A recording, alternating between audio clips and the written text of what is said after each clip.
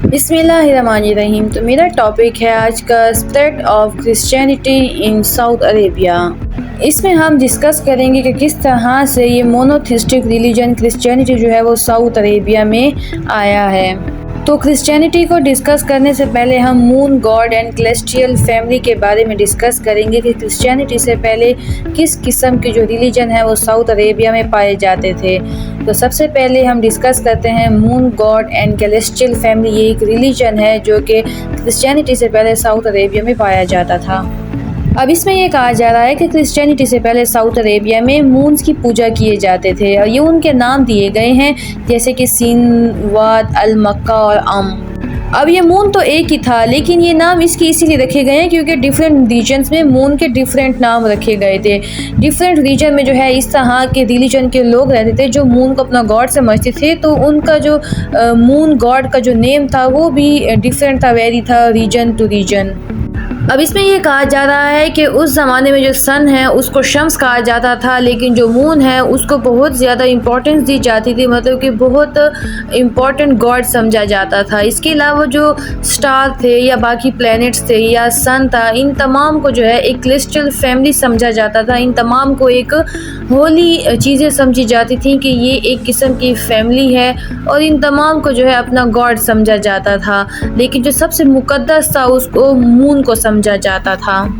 तो क्रिश्चियनिटी के Arabian peninsula से आने से पहले जितने भी ये स्टार हुआ करते थे या मून था या सन था, इन तमाम को काफ़ी होली समझा जाता था और इन्हीं को गॉड समझा जाता था। इसके अलावा एक और रिलीजन भी था जो नॉर्थ अरेबिया में रहता था, मतलब कि क्रिश्चियनिटी से पहले, जो कि सन को अपना गॉड समझता था और उनका नाम था अल्लात, मतलब कि सन को अल्लात के नाम से पुकारा जाता था और ये नॉर्थ अरेबिया में ये रिलीजन एग्जिस्ट करता था।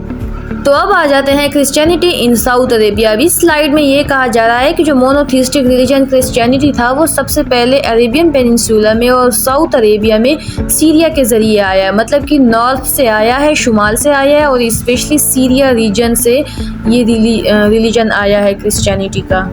तो इसमें यह कहा जाता है कि जो सीरिया में जो क्रिश्चियंस आए थे वो सबसे पहले रोमन एम्पायर से आए थे, मतलब कि रोमन एम्पायर और क्रिश्चियन के दरमियान इस तरह से कन्फ्लिक्ट अराइज हुए कि कुछ जो काफिले थे वो आके यमन में आबाद हुए साउथ अरेबिया में।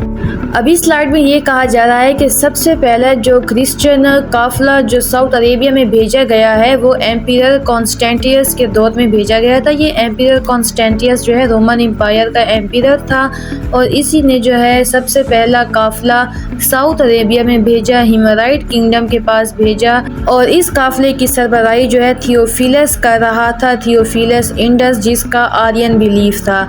आपको ये मालूम है कि एक आर्यन क्रिश्चियंस कहलाते हैं और एक नाइसिन क्रिश्चियंस कहलाते हैं। आर्यन क्रिश्चियंस का ये कहना है कि जो जीसस है वो गॉड के सबऑर्डिनेट हैं, वो बिल्कुल गॉड के साथ नहीं मिलते जुलते हैं बल्कि वो गॉड के अंडर हैं और एक गॉड है जिन्होंने जीसस को बनाया है, मतलब कि हज़रत ईसा अलैहिस्सलाम को। जबकि जो दूसरा स्कूल ऑफ थॉट है क्रिश्चियनिटी का वो ये कहता है कि जो गॉड है और जीसस है, मतलब हज़रत ईसा अलैहिस्सलाम है, इनमें कोई डिफरेंस नहीं है, दोनों एक ही जैसे हैं, कोई एक किसी के सबऑर्डिनेट नहीं है। जबकि ये जो थियोफिलस था ये आर्यन बिलीफ रखता था।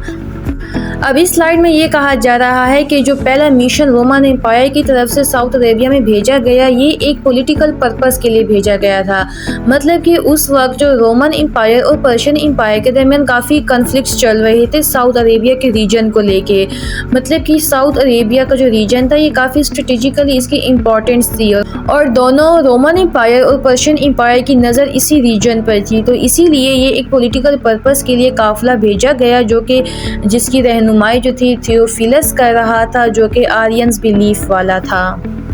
तो क्योंकि रोमन एम्पायर जो था वो इस रीजन पर अपना होल्ड चाहता था, इसीलिए उन्होंने ये मिशन भेजा थियोफिलस की सरबराही में ताकि वहाँ पर जाके क्रिश्चियनिटी की टीचिंग को स्प्रेड किया जाए। इसके अलावा बाकी भी जितनी इम्पोर्टेंट पोजीशंस हैं उनको भी होल्ड किया जाए और इस तरह से पॉलिटिकल पर्पस के लिए उन्होंने फ्रेंडली तरीका अख्तियार किया और एक मिशन को भेजा वहाँ पर।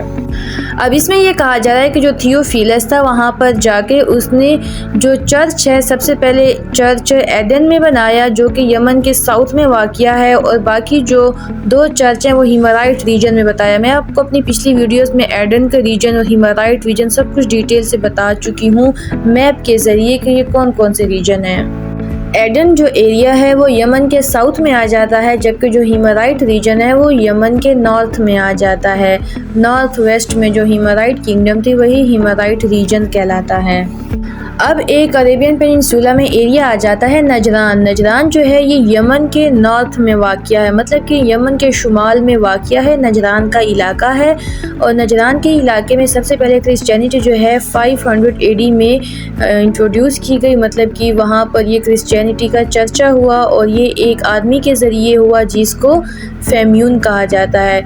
इस फेम्यून के बारे में लोग ये भी कहते हैं कि ये असल में अरब कैरावान्स जा रहे थे, अरबों ने इसको पकड़ा, इसको प्रिजनर बनाकर लेकर आए नजरान में, और वहीं पर नजरान ने फिर इसने क्रिश्चियनिटी की टीचिंग्स जो हैं लोगों तक पहुंचाई, और इसीलिए नजरान जो है वो आलमोस्ट वहाँ की पॉपुलेशन क्रिश्चियन हो चुकी थी।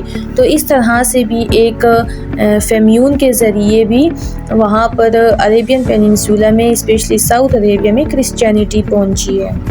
तो सिंपली ये था मेरा आज का टॉपिक। इसके अलावा अगर आपने प्री इस्लामिक अरेबिया के बारे में जानना है तो आप मेरे चैनल की प्लेलिस्ट में जाकर वहाँ पर इस्लामिक हिस्ट्री से विजिट कर सकते हैं, जो कि आपको डिटेल में प्री इस्लामिक किंगडम्स के बारे में भी बताया गया है। इसके अलावा वीडियो को लाइक कर दीजिएगा, शेयर कर दीजिएगा एंड चैनल को सब्सक्राइब कर दीजिएगा। बहुत शुक्रिया। अल्लाह हाफिज़।